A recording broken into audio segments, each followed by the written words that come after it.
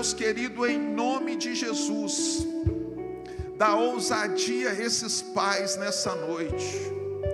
Senhor meu Deus, que esses pais sejam ousados, Senhor, e todas as ministrações que foram feitas aqui, ó Deus, nos leva a uma adoração, Senhor meu Deus, que esses pais sejam adoradores e sejam cheios do Espírito Santo de Deus.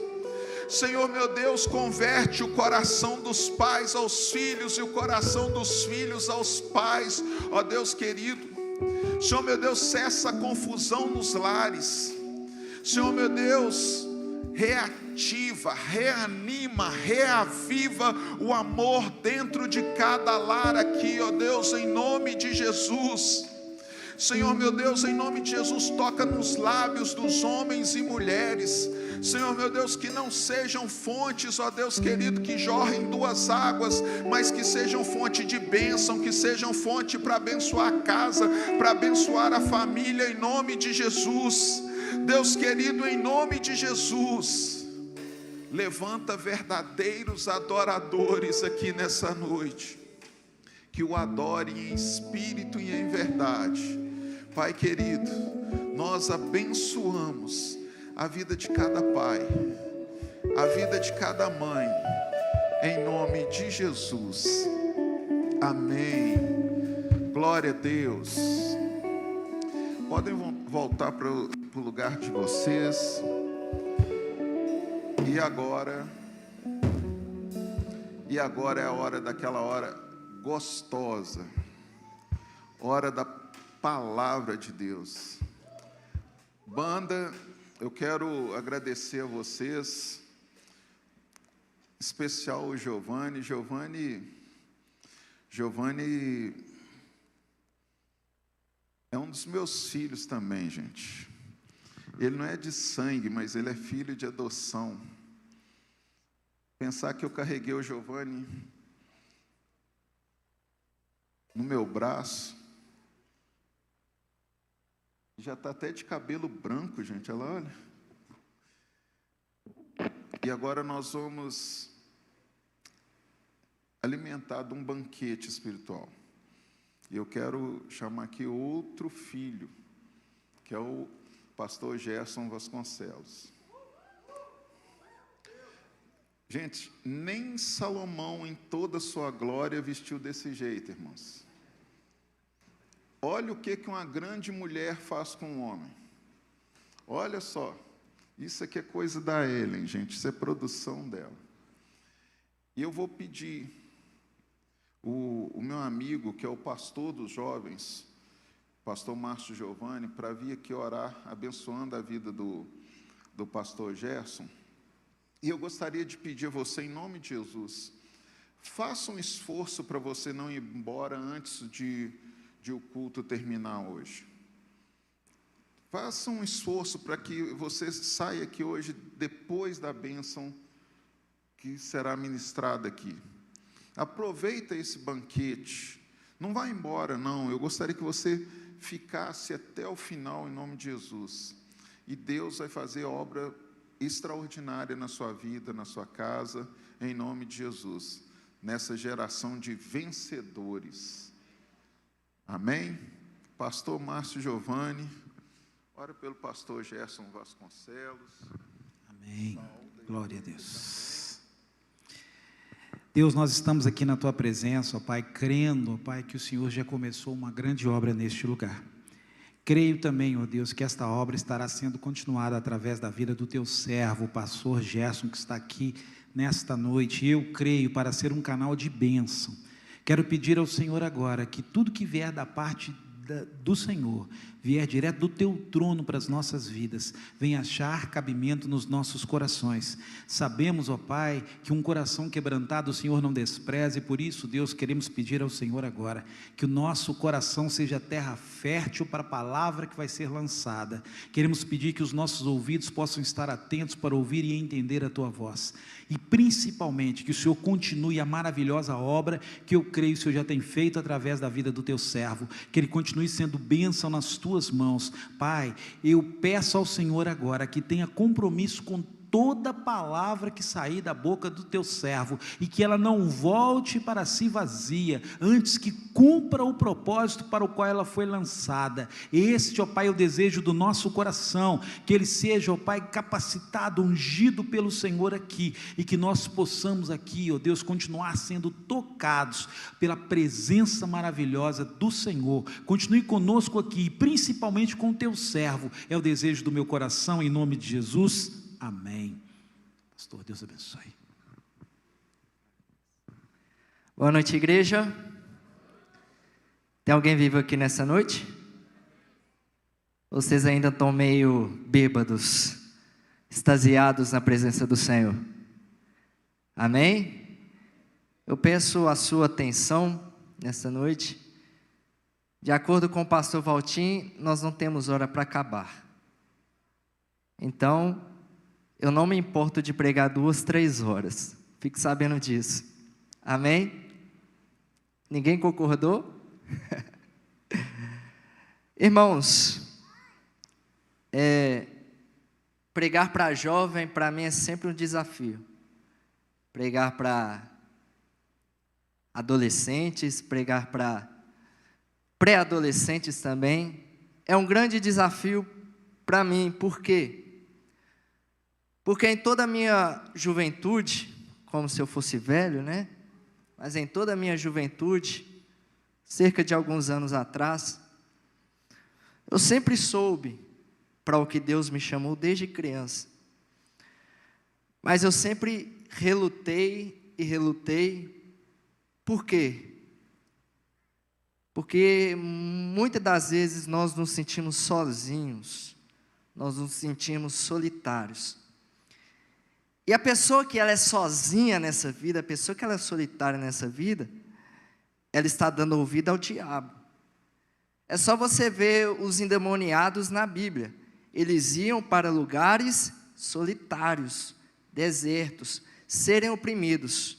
E muitas das vezes a gente pensa que não tem endemoniado ou pessoas que estão sendo conduzidas por Satanás. Mas pessoas que ficam trancadas no seu quarto, estão conectadas com o mundo inteiro, mas ao mesmo tempo estão sozinhas ali. Essas pessoas estão sendo conduzidas pela voz do diabo. Por isso que Deus nos traz sempre a sua casa, porque aqui tem contato com outros irmãos, aqui tem comunhão, aqui tem relacionamento e aqui tem amor. Amém? Nunca ande só. Sempre procure o irmão que está ao seu lado. Sempre procura alguém que você possa confiar. E eu sei que neste lugar tem líderes que estão assim com o coração ardendo para poder te ajudar. Eu não sei por que eu estou dizendo isso. Não estava preparado. Mas nunca fique só. Não fique só. De acordo com um ditado do mundo, mente vazia é oficina do diabo. E o crente sozinho, ele não é igreja. Eu sozinho não sou igreja. Igreja é isso daqui, ó. Onde estiverem 2 ou mais em meu nome, ele estaria. Pastor, mas eu sou o quê? Membro. E você já viu, se você cortar o seu dedo, o seu corpo continua vivo, mas o seu dedo por algumas horas vai apodrecendo, apodrecendo, até não mais existir.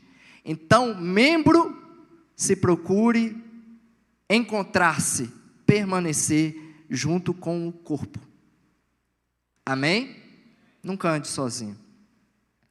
Vamos para a palavra, que eu tenho muito a falar, e eu quero ser breve, porque eu sei que vocês têm muita coisa para fazer, vocês têm comida para fazer, vocês têm, né, que acordar amanhã cedo para trabalhar. Eu sei como é que é a vida do jovem. É verdade? Salmos capítulo 119, tem como projetar? Ou não? Salmos 119, verso 9 ao 11.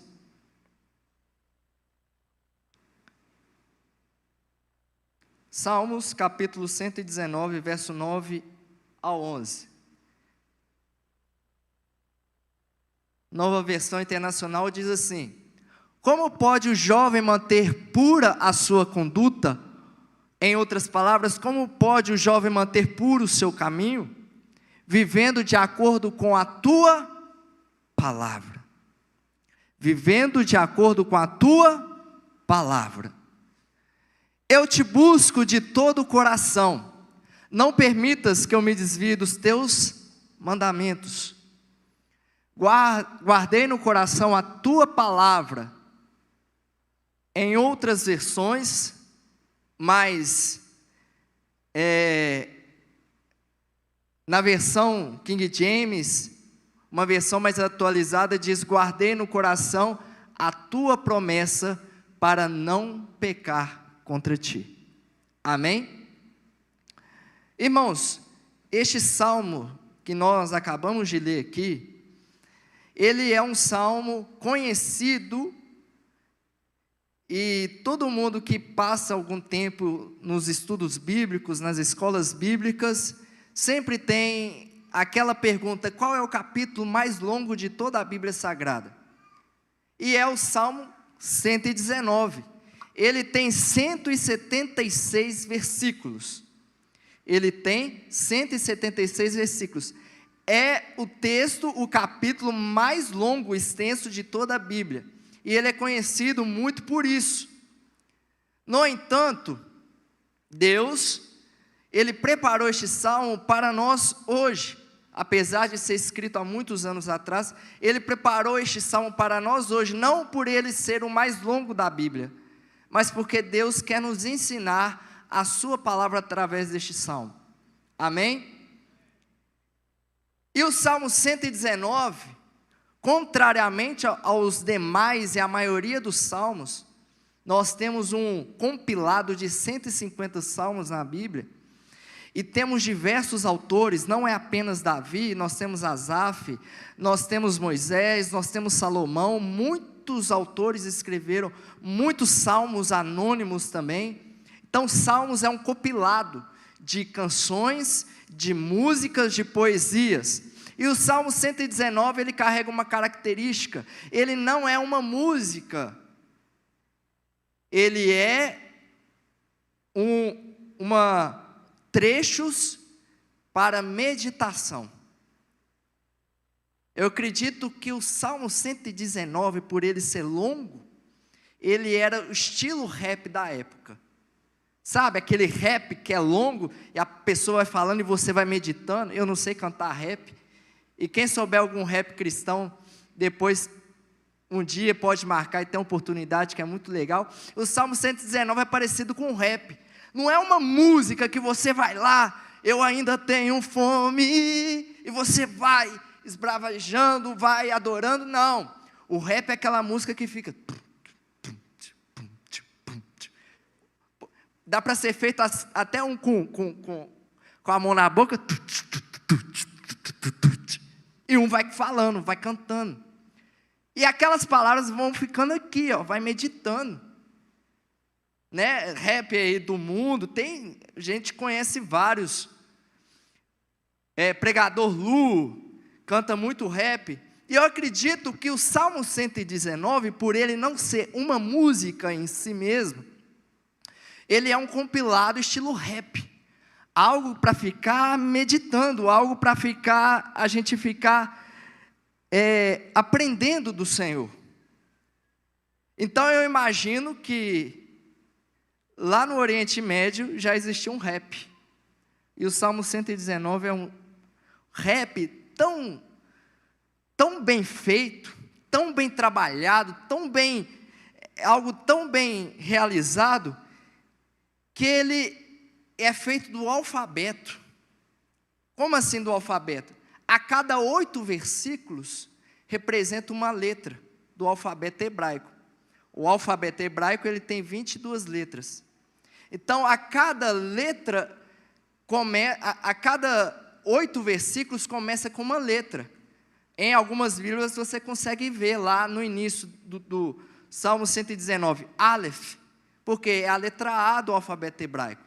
Então está começando com Aleph, depois dos 8 vem Bet, depois Gimel, e por aí vai, Dalet, até Tav, que é a última letra do alfabeto hebraico.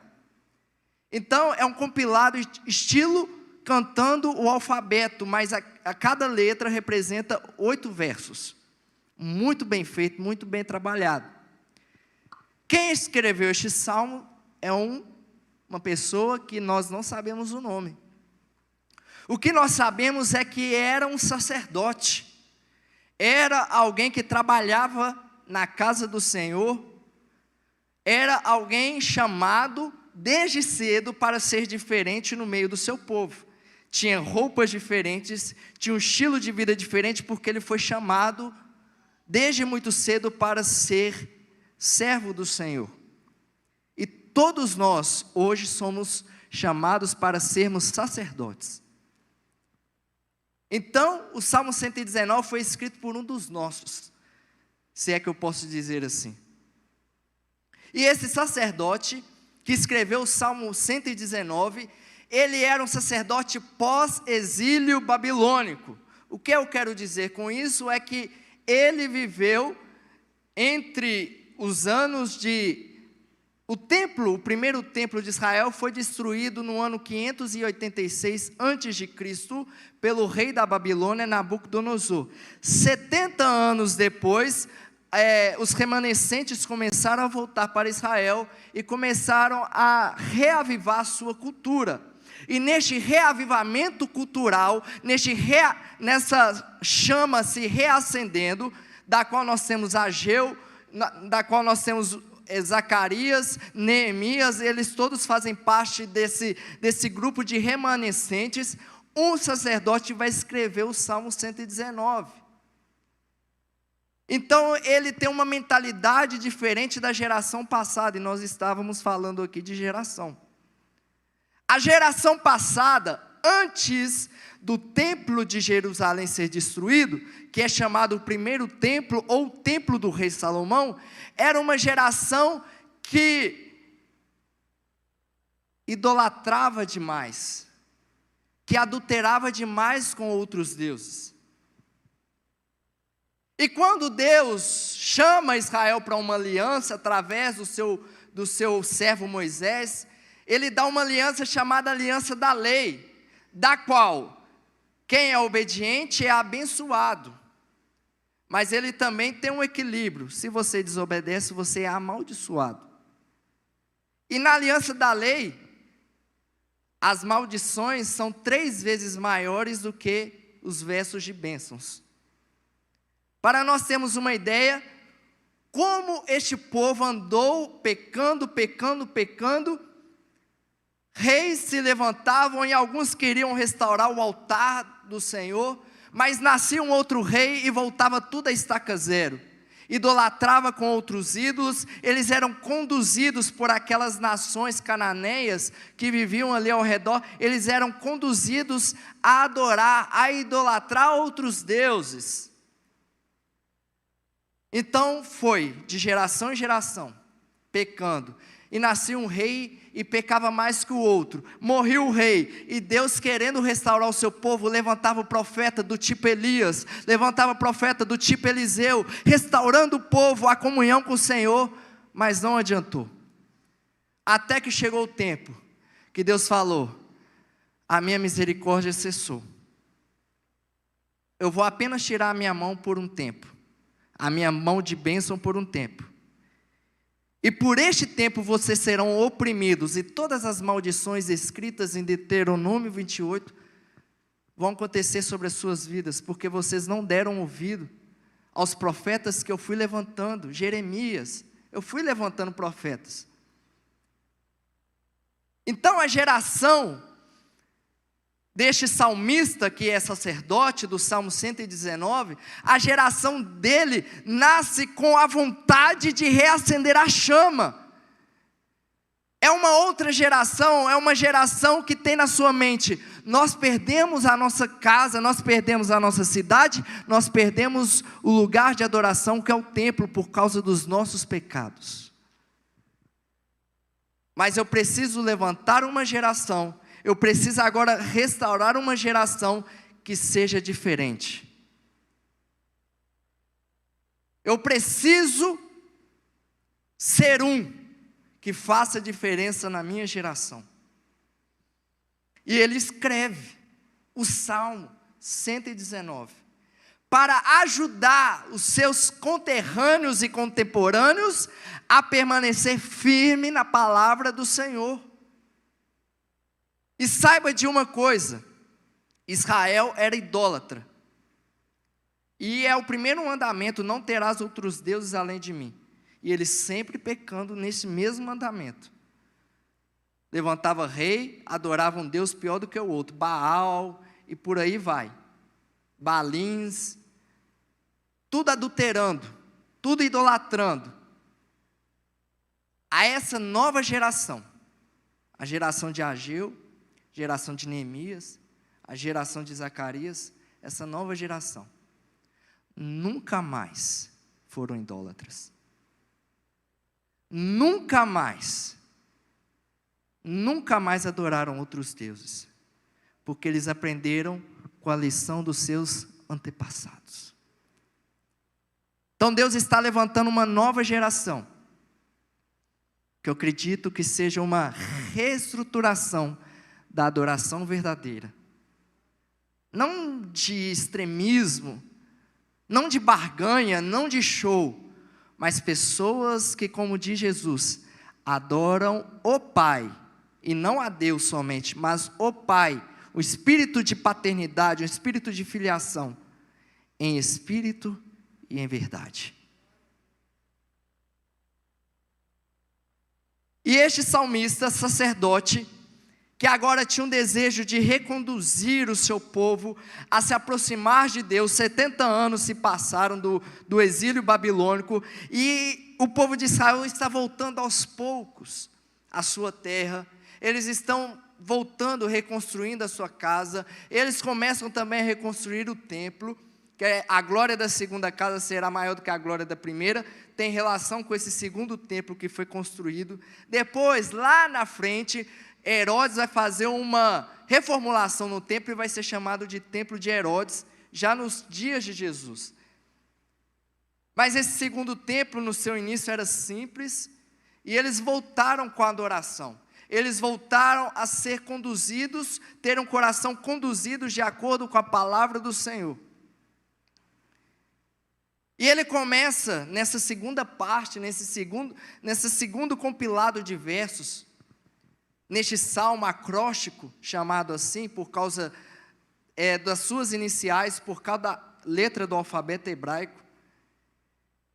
Na segunda parte do Bet, a letra B do alfabeto hebraico, ele pergunta a si mesmo, e a pergunta que ele está nos fazendo hoje, o Senhor está nos fazendo hoje: como pode eu, você jovem, nós, conservar puro o nosso caminho, a nossa conduta? Como pode eu permanecer limpo, purificado no caminho do Senhor? E ele mesmo responde: vivendo de acordo com a tua palavra. Pastor, existe a segunda opção? Não existe uma segunda opção. Existe outra saída? Não existe outra saída. Mas aqueles que guardam essa palavra, eles serão a diferença nessa geração. O evangelho, irmãos, é para quem tem coragem, é para quem foi chamado. Quem acha que Deus existe, eu acho que esse trem de igreja pode dar certo, eu acho que, eu ficar um tempo ali, pode ser que a minha vida... Quem acha, não alcança, porque Deus trabalha com aqueles que têm fé, e fé não é achismo. De acordo com Hebreus, fé é o firme fundamento das coisas que se esperam, e a prova das coisas que não se veem. Quem tem fé aqui nessa noite? Amém? Uma geração cheia de fé. Eu creio, eu tenho certeza que Deus está neste lugar. Eu tenho certeza que eu fui chamado, eu tenho certeza que eu sou a diferença da minha casa. Pastor, mas você não conhece a minha família, mas eu sei que você foi chamado para ser luz dentro da sua casa, para ser luz na sua escola, para ser luz na sua faculdade. O Evangelho é para quem tem certeza, para quem tem fé. Deus não trabalha na dúvida. Ele pode agir por um tempo pela misericórdia, mas Ele ama aqueles que se achegam a Ele pela fé.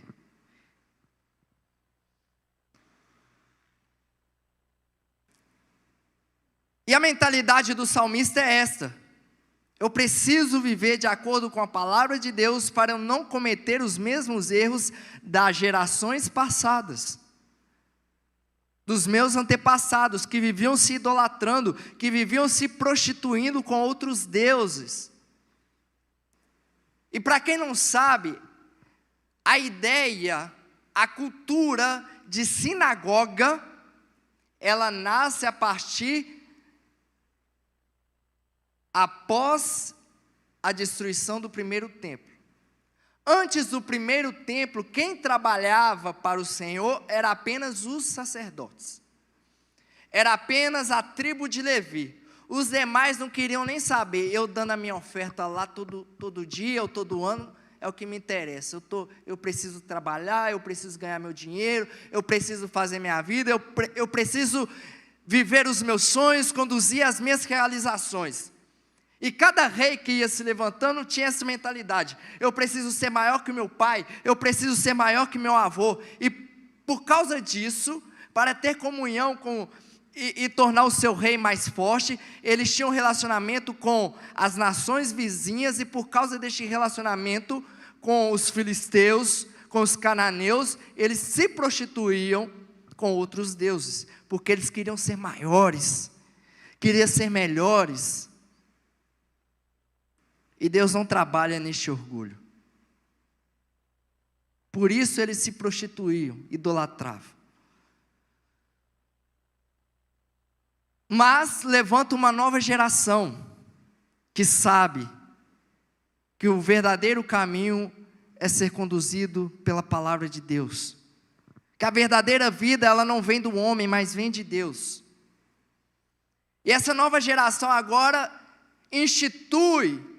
inaugura uma cultura judaica de levantar sinagogas aonde há judeus. Agora não tem mais apenas o templo em Jerusalém. Em qualquer cidade, em qualquer vilarejo tem sinagogas. E sinagoga é como se fosse a ideia hoje de igreja que nós temos. Até hoje existem sinagogas, mas essa filosofia, essa cultura de sinagogas, ela nasce nessa geração pós-exílio babilônico. E por quê? Porque agora eles precisavam ouvir a palavra do Senhor todos os dias. Eu posso trabalhar sim, eu posso estudar, eu quero ser médico, eu quero ser médica, eu quero ser um advogado, eu quero ser um juiz, eu quero ser um policial, eu quero ser o que eu quero ser. Mas antes de tudo, eu quero realizar o propósito do Senhor nessa terra. É uma nova geração que entende que ela tem uma vida que acaba aqui, mas ela permanece eternamente. As gerações passadas conquistavam por uma vida terrena, mas a nova geração, ela vive por uma vida eterna. A nova geração, e é a nossa geração, eu creio, nós vivemos por uma vida eterna. E a cultura de sinagogas foi introduzida naquele tempo. Como que era? Eu trabalhava 6 dias normalmente, mas todos os sábados, eu ia para dentro da sinagoga, para ler, ouvir e meditar na palavra de Deus. Agora já não, o aspecto de permanecer fiel à palavra de Deus já não dependia apenas dos sacerdotes ou da tribo de Levi, mas toda a comunidade de Israel agora tinha que voltar o seu coração para a palavra de Deus. Quando alguém não quer ouvir a palavra de Deus, aí mora o perigo. Mas aqueles que têm fome e sede serão saciados. Aqueles que desejam, Deus ama tanto que a gente receba a sua palavra, que Ele veio em carne, a própria palavra veio em carne, e se coabitou entre nós, vivendo de acordo com a tua palavra. Mas se nós lermos todo o Salmo 119, e eu não vou fazer essa tortura com vocês agora, poderia, pastor? Ler 176 versículos? Eu acho que se cada um ler um, a gente acaba. Mas brincadeiras à parte, o Salmo 119, para depois você ler na sua casa, no seu privado, você vê a mentalidade do sacerdote, por mais vontade que ele tinha para com a palavra de Deus, por mais comprometimento, por mais que ele aprendeu as lições dos seus antepassados, por mais que ele tivesse a vontade de permanecer fiel à palavra do Senhor, mas nós vemos o Salmo 119, uma mentalidade da antiga aliança, uma mentalidade de servo, uma mentalidade de que eu preciso permanecer fiel, senão as consequências virão. A palavra de Deus é a mesma, ela não muda. O Antigo Testamento ainda é a palavra de Deus, mas ela só torna revelação na nossa vida a partir de uma pessoa, o Espírito Santo. Enquanto Jesus falava com seu povo, com seus discípulos, eles não entendiam nada, mas quando veio o Espírito Santo, eles começaram a entender tudo. A diferença desse sacerdote para nós é que, graças ao Pai, nós temos hoje o Espírito Santo. É um espírito diferente, não é mais de servo, não é aquela luta de que eu tenho que permanecer, senão as consequências virão, não. É uma nova realidade de vida.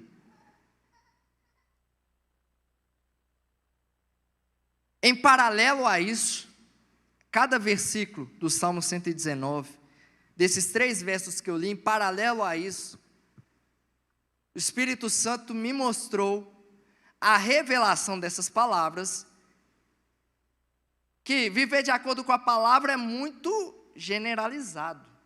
O que é viver de acordo com a palavra? Tem 66 livros na Bíblia, como que eu vivo de acordo com a palavra? Mas Deus me conduziu ao apóstolo São João, na sua primeira carta, ele vai explicar cada versículo desse, para nós da nova geração, para nós da nova aliança, para nós que temos o Espírito Santo habitando dentro de nós. Por mais que o salmista desejava viver de acordo com a palavra de Deus, ele não tinha o Espírito Santo vivendo dentro dele, por isso, ele tinha mentalidade de servo. Mas hoje, eu e você podemos e conseguimos, de maneira sobrenatural, viver de acordo com a palavra de Deus, porque a nossa mentalidade é de filho. É diferente, troca tudo. 1 João, para explicar o verso 9, como pode um jovem permanecer ou conservar puro o seu caminho, vivendo de acordo com a tua palavra?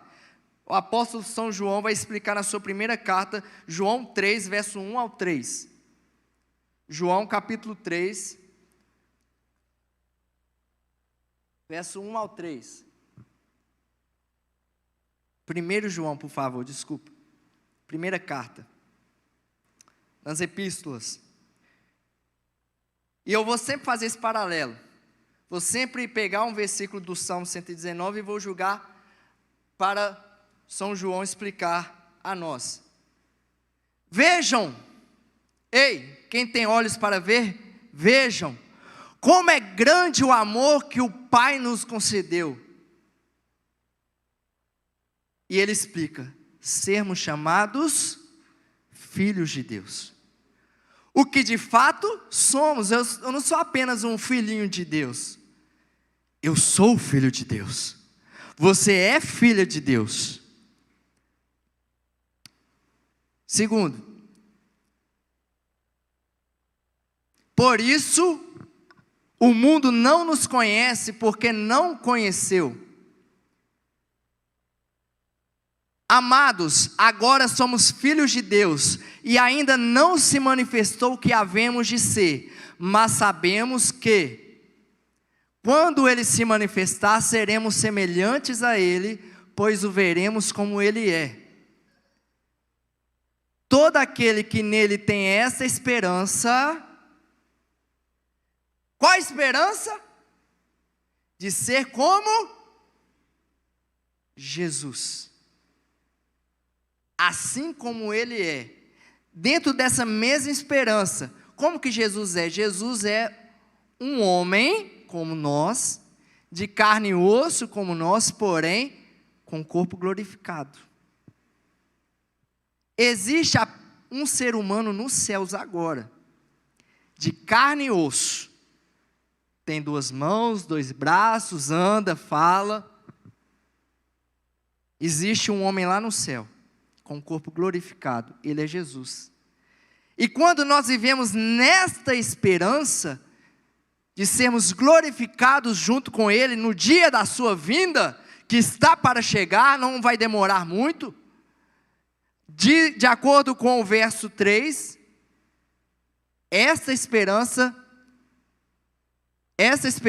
purifica a si mesmo, assim como Ele é puro. O salmista vai dizer, como que um jovem, como que você vai se purificar? Como que você vai permanecer puro? Ah, pastor, tem que estar todo santo dia na igreja. Não, eu não posso mais pecar. Não, mas agora nenhum palavrão vai sair da minha boca. E quando você sai na esquina? Passa o primeiro colega seu, você fala, solta um palavrão, solta uma palavra diferente. E você pensa, não, pastor, agora vai, agora eu vou ficar firme, agora eu vou ficar puro, agora vai, eu agora não vou mexer em coisa errada na internet, se você olhar para você mesmo, não tem saída, a saída não está em você. O apóstolo São João está nos ensinando a olhar para Ele, assim como Ele é, não é como você é. Ainda você tem carne, ainda você sente dor, ainda você sente tristeza e muitas das vezes ódio. Mas na esperança de ser como Ele é, eu me purifico a mim mesmo. Todo aquele que nele tem esta esperança de que eu serei glorificado como Filho de Deus, purifica-se a si mesmo, como Ele é puro. O que é viver de acordo com a palavra? É ter essa esperança viva. Eu não sou deste mundo. Eu posso estar de passagem, mas eu não sou daqui. Ele prometeu que um dia vai me buscar. E quando você vai crendo que Ele virá te buscar, que você será como Ele, com o corpo glorificado, que você será exaltado, você receberá um galardão, você viverá nas ruas de ouro e de cristais. Quando você crê e você se apega nessa palavra, pode vir o que vir, você continua puro na sua conduta. Ei, colega, vamos dar um trago ali?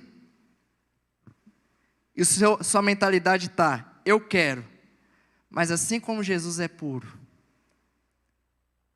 eu permaneço puro. Ei, tem umas novinhas ali, vamos, bora? Vamos abater o gado, vamos, bora?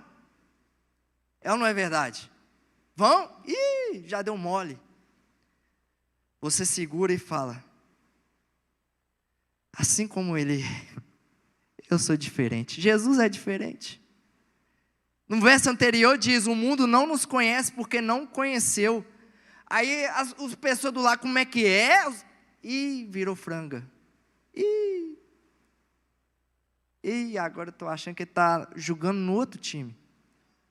E você fala, nada disso. Eu prefiro esperar no Senhor.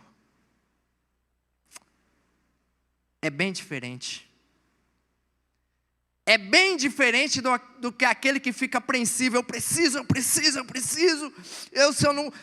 Se eu não permanecer fiel, a ira de Deus virá sobre mim. Agora, mas a mentalidade da nova aliança é de filho. É como o pai tivesse filho. Escuta aqui, está chegando o tempo de você ser glorificado junto com o Filho de Deus. Aguarda um pouco. Purifica esse seu coração, ouvindo a minha palavra diariamente. Purifica a sua mente, renovai-vos, transformai-vos pela renovação da vossa mente, para que possais experimentar qual seja a boa, perfeita e agradável vontade de Deus. Aí lá no verso 10 do Salmo 119 vai dizer, de todo o coração eu te procurei, não deixes que me afaste de teus mandamentos. Não deixe que eu me afaste de teus mandamentos. E eu quero dizer algo desse salmista, sacerdote. A geração dele não idolatrou mais, não se prostituiu mais, procurou viver de acordo com a palavra de Deus. Só que a religiosidade fez com que eles cometessem um pecado maior que a geração anterior. Isso é muito sério. Começou muito bem com os profetas. Mas essa loucura de agora querer ser santo, de agora não pecar mais, de agora permanecer nas leis do Senhor, nos 10 mandamentos, agora eu sou certinho, agora eu sou santo, fez com que os olhos deles se cegassem, ao ponto de que o Filho de Deus veio ao mundo e eles não o reconheceram. Eles não eram idólatras mais. Falasse de outros deuses com eles, eles saíam até de perto, não era idólatra mais não. Mas eles eram como sepulcros caiados. Tinha aparência por fora de estar belo, mas por dentro estava podre. Porque foram contaminados pelo orgulho de querer ser igual a Deus pelos seus próprios meios. E isto se chama justiça própria. E não reconheceram quando veio a justiça de Deus em próprio formato humano, Jesus. E ele diz, os olhos deste povo estão fechados. Por isso que é muito importante lermos o Antigo Testamento nas lentes da graça. Eu olho para o Antigo Testamento, eu leio o Antigo Testamento, porém eu preciso colocar nos meus olhos a cruz, ela faz toda a diferença. Jesus diz assim para o seu povo daquela época, se a vossa justiça tem a ver com santidade, tem a ver com a sua conduta, tem a ver com a forma como você se procede diante de Deus. Se a vossa justiça não exceder ou for maior do que a dos escribas e dos fariseus, jamais entrarão no reino de Deus. Ele estava falando isso com pescadores, com cobradores de impostos. O que Jesus queria dizer com isso? Como eu vou me comparar ao escriba e fariseu? O cara fica 24 horas na sinagoga. Ele não sabe os 10 mandamentos apenas de cor. Ele sabe a Torá, os 5 primeiros livros da Bíblia, de cor desde criança. Ele jejua 3 vezes por semana. Ele ora todos os dias. E todo momento ele ora. Como que a minha justiça vai exceder a dele? E o Espírito Santo está te dizendo, a sua jamais, mas toma a minha para você. E a justiça de Jesus, ela é baseada no seu sacrifício, realizado na cruz do Calvário. Quando Deus olha para você, a voz é sua, a voz é do pastor Gerson, a voz é sua. E quando o pai olha, quem está me chamando, quem está clamando, quem está orando, ele fala, a voz é do pastor Gerson, a voz é do pastor Valtinho, a voz é do irmão Elbert. Mas quando ele olha para você, ele vê Jesus estampado no seu rosto. E sabe de uma coisa? Deus nunca ficou sem responder uma oração de Jesus. Mesmo o não de Deus no Getsemane ao filho, ele respondeu. Ele nunca fica sem responder uma oração do seu filho. Por isso que hoje, Deus jamais fica sem nos responder. Porque Ele vê em nós a imagem do seu próprio filho. Amém?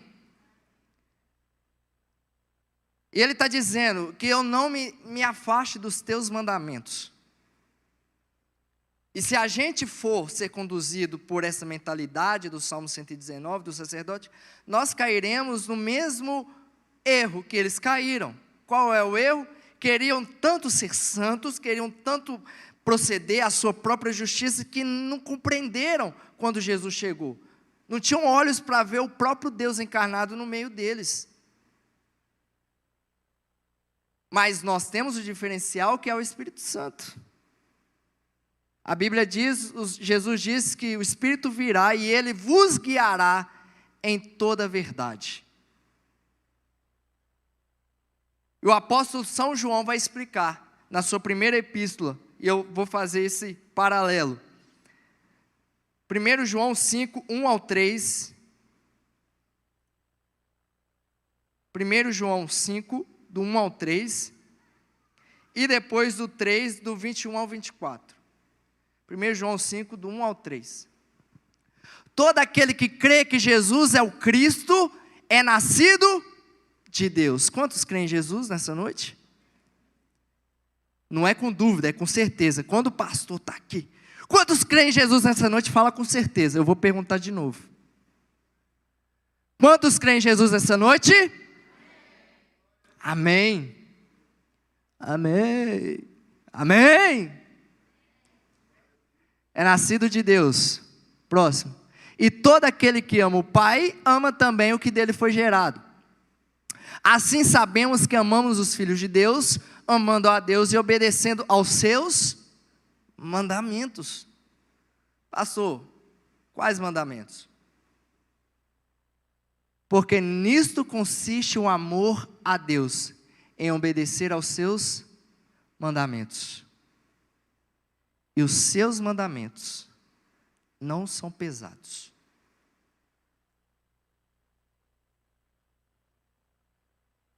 Quando Jesus disse, vós que estáis cansados e sobrecarregados, vinde a mim que eu vos aliviarei, Ele não estava dizendo para a pessoa que estava cansada de pescar, não. Ele não estava dizendo para a pessoa que estava cansada de trabalhar na carpintaria, não. Ele estava dizendo para pessoas que estavam cansadas do peso, do jugo da lei.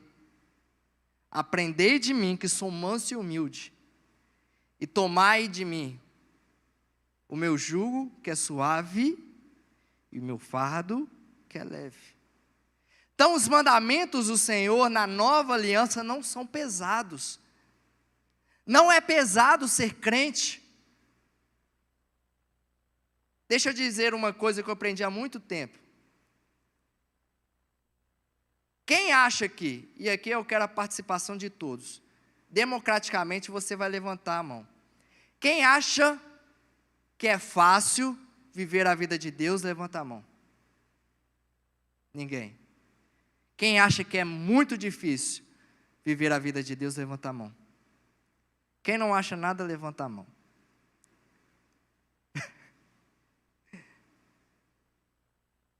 Não tenham vergonha. Nós estamos aprendendo todos os dias. Vou perguntar de novo. Quem acha que é fácil viver a vida de Deus, levanta a mão. Quem acha que é difícil, levanta a mão. Quem não acha nada, levanta a mão também, para participar pelo menos. Eu aprendi uma coisa. Não é fácil viver a vida de Deus.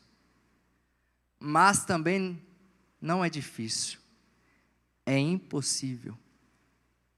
É impossível viver a vida de Deus. Pastor, mas como que eu consigo viver a vida de Deus? Não vivendo, mas deixando Cristo viver a vida de Deus dentro de você. Pastor, eu não entendi. Você jamais, por si mesmo, conseguirá viver a vida de Deus. Mas hoje não sou eu mais quem vivo. É Ele, o próprio Deus, que vive em mim. É impossível. Não é fácil, não é difícil, é impossível viver a vida de Deus. Há apenas um jeito, eu morrendo para mim mesmo e deixando Ele viver em mim.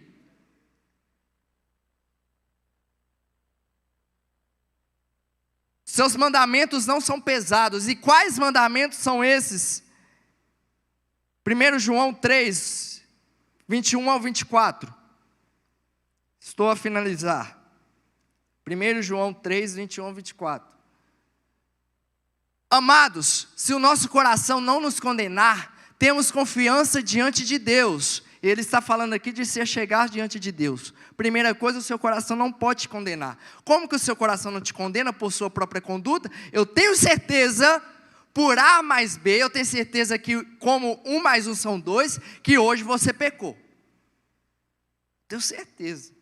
Sabe por que eu tenho certeza? Porque eu também pequei. Talvez eu não sei nem dar o nome ao pecado, mas eu sei que eu pequei. Então, como que eu vou me chegar diante de Deus? Não por minha própria justiça, mas pela sua justiça na cruz. Eu falo, Senhor, eu não mereço, mas a sua graça me alcançou. O seu amor me conquistou e pela sua vida eu posso me chegar diante do trono da graça, com plena confiança, para receber do Senhor todas as bênçãos. E recebemos dele tudo o que pedimos. Primeiro, o coração não pode condenar. Quem vive olhando para si mesmo vai chegar diante de Deus toda hora. Senhor, me perdoa, porque eu não faço mais isso, não faço mais aquilo. Amanhã faz de novo. E repete aquele mesmo ciclo. A vida do jovem, e eu experimentei isso, eu sou uma prova viva, é igual montanha-russa. Uma hora eu estou embaixo, outra hora eu estou em cima. Outra hora eu quero Deus, outra hora eu quero o mundo. Mas os caminhos de Deus são firmes e retos. Não é uma montanha-russa. E Ele quer nos conduzir pelo seu caminho. Primeiro, o coração, não deixe seu coração te condenar. Quem é o acusador é o diabo. Então, quando vira a voz, mesmo em primeira pessoa, porque o diabo, ele tem 6.000 anos que ele articula, ele é estratégico em articular palavras de acusação contra nós. Ele já tem uma experiência milenar. Ele já começou lá em Adão e Eva. Então, ele vai sempre dizer a voz no seu ouvido em primeira pessoa. Do tipo, eu não vou na igreja hoje não porque eu pequei. Eu não vou na igreja hoje não vou na célula hoje, não vou nem louvar, não tenho nem... Eu tenho coragem de... Não, aquele povo é hipócrita, eu tenho coragem de louvar lá na igreja, de adorar o Senhor, levantar os meus braços. Faz poucas horas que eu estava fumando uma. Faz poucas horas que eu estava enchendo a cara. Então o diabo, ele tem por estratégia, e Deus, ele reconhece os seus erros, e Ele é pai, e como pai Ele quer te tirar dos seus erros, mas Ele precisa que você ouça a sua palavra. Então quem quer te tirar de ouvir a palavra de Deus é o próprio diabo, é o próprio inimigo. Então no dia que você pecar, vamos fazer um trato aqui, olha para mim, vamos fazer o trato. O dia que você pecar, mas pecar feio, assim, tomara que não aconteça na vida de vocês, eu profetizo, mas o dia que você vacilar, venha com total alegria para o culto, porque o que o diabo perdeu, nós temos, que é a glória de Deus na nossa vida, mesmo quando nós erramos.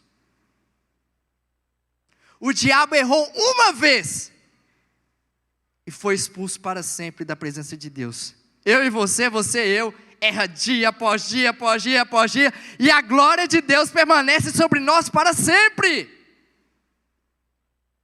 Então Ele quer te conduzir a parar de ouvir a palavra dEle. Ei, eu não estou dando liberdade a você continuar fazendo o que você faz. Quem sou eu também para cuidar da vida de vocês? Eu estou dizendo que Deus, como Pai, Ele sabe o caminho para você purificar a sua vida, que é ouvindo a palavra dEle. Então, no dia que você mais errar, venha para a igreja e adore com vontade. Porque aonde abundou o pecado, superabundou a graça de Deus. É aonde que eu erro, Deus me toma pela mão e diz: filho, continua, que você ainda permanece parecido comigo. Você pode estar sujo, você pode estar talvez precisando de um banho, mas você ainda é a minha cara. Você se parece comigo, você é meu filho, você é minha filha, você ainda é meu. E sabe de uma coisa? Eu também sou seu. E que mandamentos são esses? Quais mandamentos? 3, 21 ao 24. E recebemos dele tudo o que pedimos, porque obedecemos aos seus mandamentos e fazemos o que lhe agrada. Quem obedece os mandamentos? Próximo verso. E este é o seu mandamento. Qual é o mandamento para nós hoje?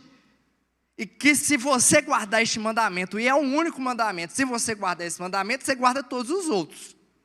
Se você tem certeza, porque a fé é a certeza, se você tem certeza disso, a sua vida vai se purificar. Você vai permanecer firme. E aquela dúvida, aquela tristeza, aquele temor de vacilar, de errar, ele vai indo embora, porque o perfeito amor lança fora todo medo. Então, quando mais você se aprofunda no amor, menos medo você sentirá. É isso. E este é o seu mandamento, que creiamos. O mandamento é baseado na fé, que creiamos no nome de seu Filho Jesus Cristo, e que nos amemos uns aos outros. Qual é o mandamento do Senhor para nós permanecermos firmes na sua palavra? Que creiamos. Pastor, o que é crer? Certeza, convicção.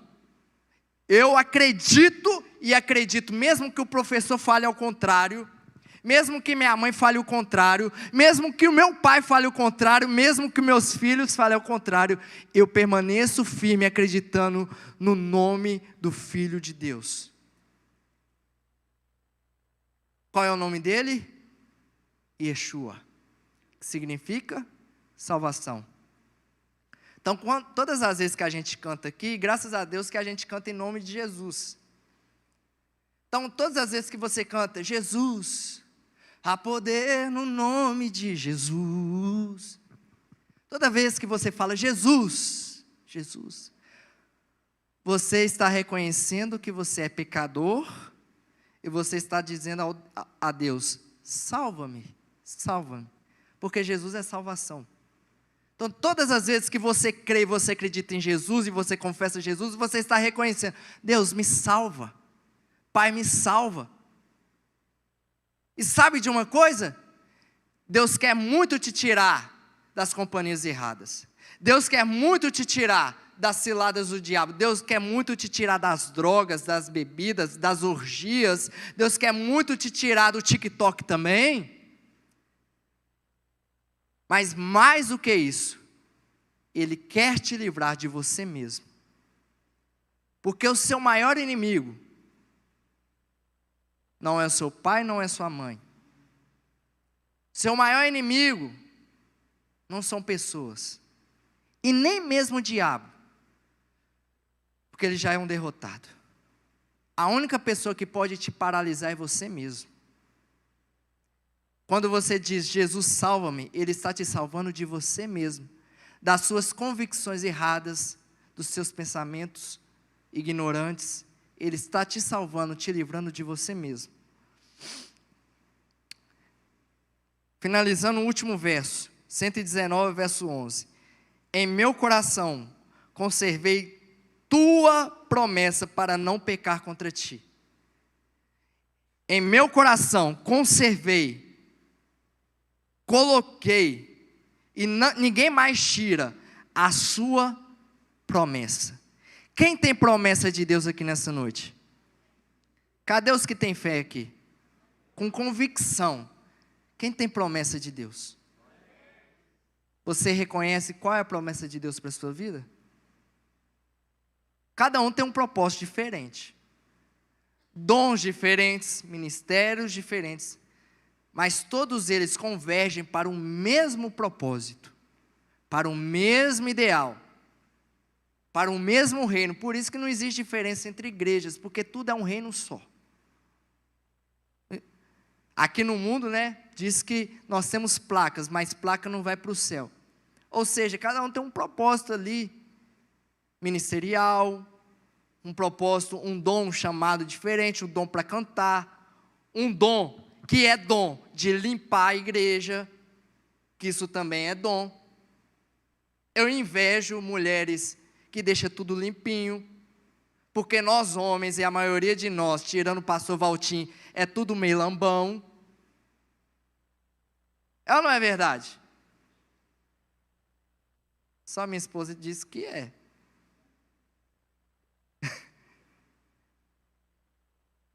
Então eu invejo ministérios de pessoas com limpeza. Tudo isso é dom, é chamado.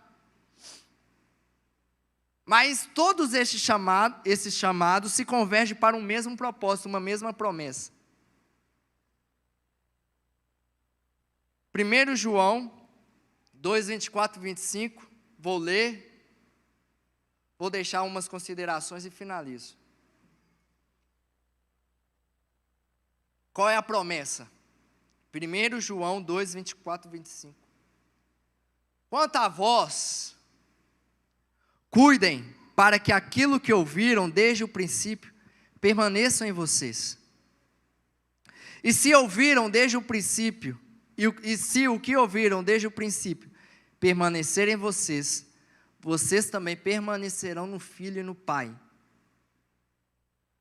E esta, repita comigo, e esta, tem muita gente aqui, pode ser melhor, e esta é a promessa que Ele nos fez, a vida eterna.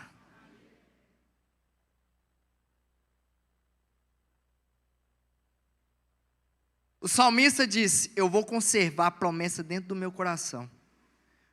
O apóstolo São João vai explicar, a promessa que Ele nos fez é esta, a vida eterna. E quando ele utiliza essa palavra vida, no grego, é zoe, que não é uma vida comum.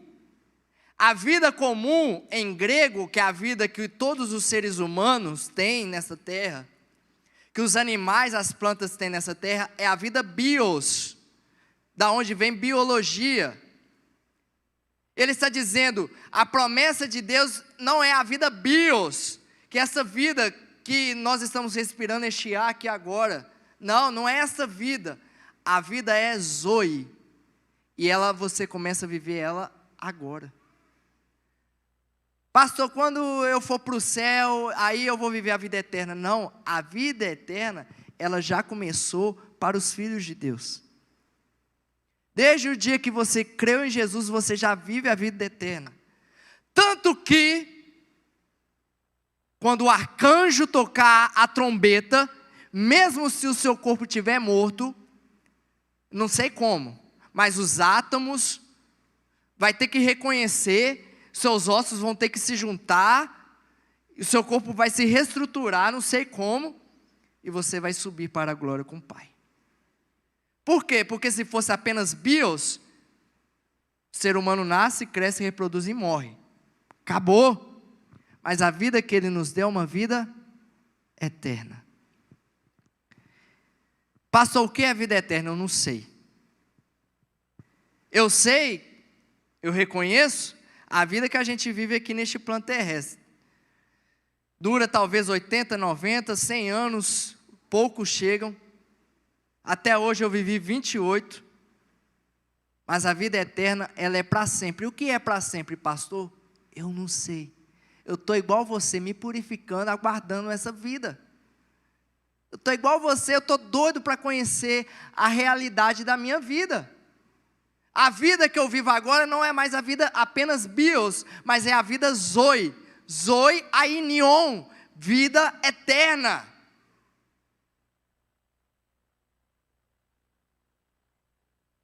Eu poderia continuar. E João vai dizer, a vida que eu agora vivo é a vida pela fé no Filho de Deus que me amou e se entregou por mim. Reconheça que quando você for fazer aquela prova difícil, que quando você for fazer aquela entrevista difícil, não é apenas o João, não é apenas a Roberta, não é apenas o Denilson, não é apenas a Gabi, não é apenas... Nem sei se tem pessoas com esse nome aqui. Mas João sempre tem. Não é apenas o João, é Cristo no João. Quem está fazendo a prova é Cristo em você. Quem está vivendo o desafio não é você sozinho, é Cristo em você. Pastor, eu estou sozinho, não. Cristo está em você. Amém? Eu espero ter ajudado vocês nessa noite. De alguma maneira, eu não sei como. Até aqui o homem consegue. Mas o Espírito de Deus colocou a semente da sua palavra dentro do seu coração. Em breve, você verá os frutos de Deus na sua vida. Amém? Se você crê, com fé. Se você crê, com fé. Se levante no seu lugar.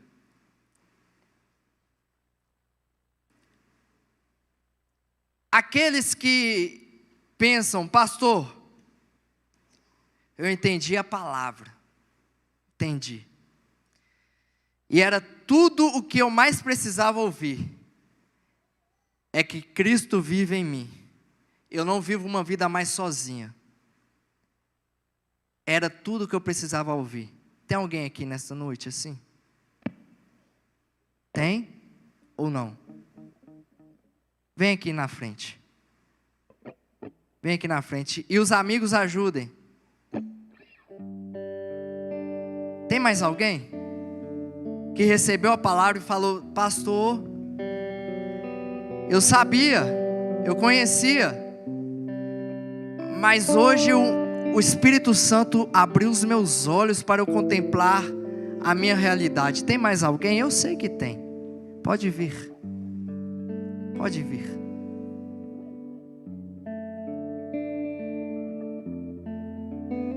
Distante de ti, Senhor. Toda a igreja que foi abençoada por essa palavra, estenda as mãos para frente.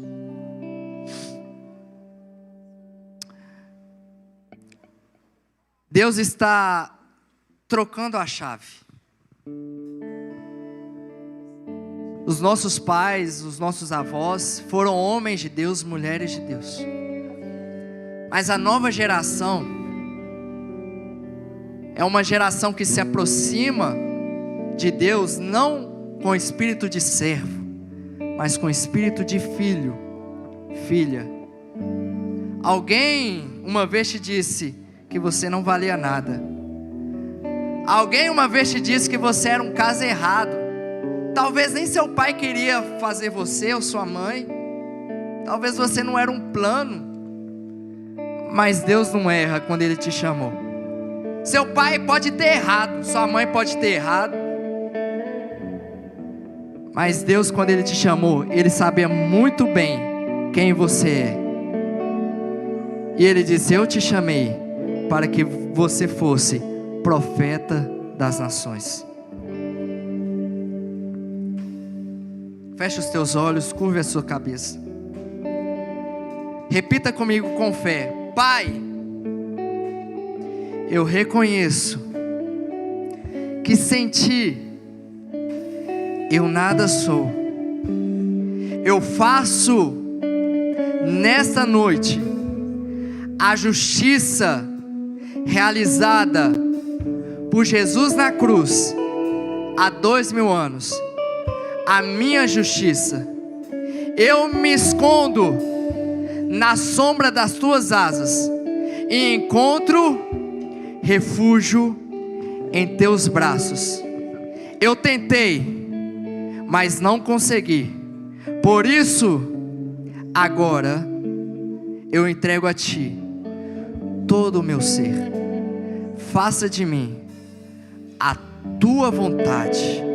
Faça de mim o Teu querer e cumpra em mim o Teu propósito. Em nome de Jesus, que o Senhor possa conduzir a sua vida nessa nova realidade de filho de Deus. Você foi chamada para ser filha de Deus, não apenas filha do seu pai e da sua mãe, mas a nova identidade é filha de Deus. Mas o ar que eu respiro, em nome de Jesus, conserve em seu coração a promessa da vida eterna. A vida eterna é a vida que você vive hoje, que Deus te chamou para viver. A realidade pela fé no Filho de Deus. Escuta o meu clamor, mas o ar que eu respiro, o diabo tentou te conduzir, preciso de Ti. Por um caminho escuro. Ele tentou te conduzir Distante de Ti, Senhor, por lugares não solitários, posso viver. aonde você começou, Não vale a pena existir. a vivenciar Escuta ansiedade, o meu clamor, mas a nova vida mas que que você o ar vive que hoje eu é uma respiro, nova realidade preciso baseada de no Ti. E o Pai te convida hoje: saia de lugares solitários, saia da escuridão Mundo lá e venha para a luz. fora, Diante dos mas seus não encontrei o que tenho agora. Só tenho você.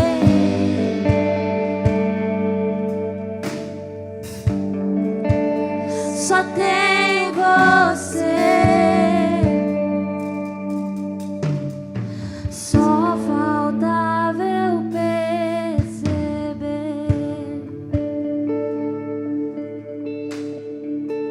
Pastor Valtinho, ele é meu amigo. E na minha adolescência eu comecei a vivenciar solidão. Comecei a experimentar o gosto do que é viver no mundo. Sabe de uma coisa? O mundo, ele te oferece alegria, oferece muita alegria. Prazer, oferece muito prazer. Mas ele te oferece alegria momentânea. E quando você deita no seu travesseiro, você reconhece: Senhor, por que eu fiz isso? Por quê? E no momento que eu experimentei, que eu comecei, que eu tentei, Deus levantou o meu amigo para me dizer: você não está sozinho.